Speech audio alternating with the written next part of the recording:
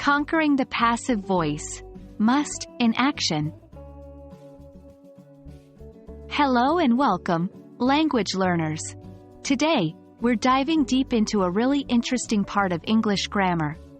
The passive voice with modals, specifically focusing on how we use must in the passive voice.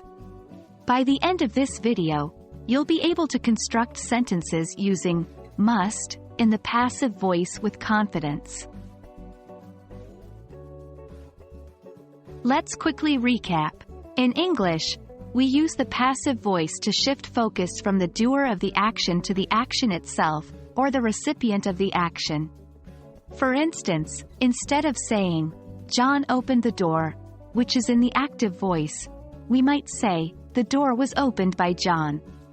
That's the passive voice in action.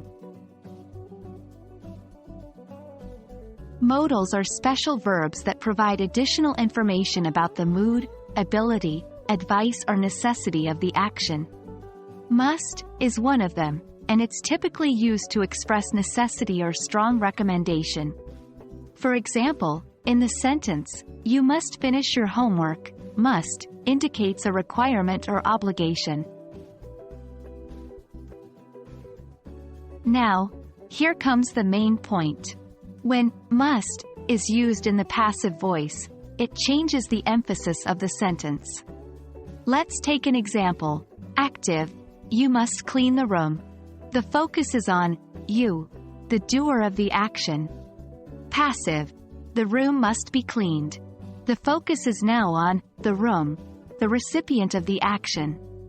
Notice the structure of the passive sentence.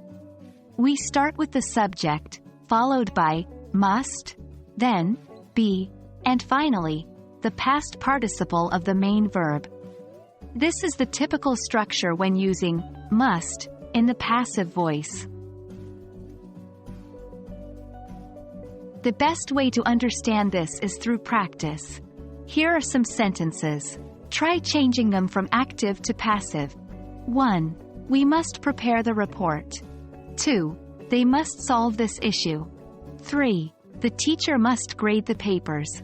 Write down your answers, and we'll go through them in the next video. And that's it. I hope this lesson on using must in the passive voice has been useful. Remember, practice makes perfect. So, keep practicing these structures and soon enough, they'll come naturally to you. Happy learning and see you in the next video.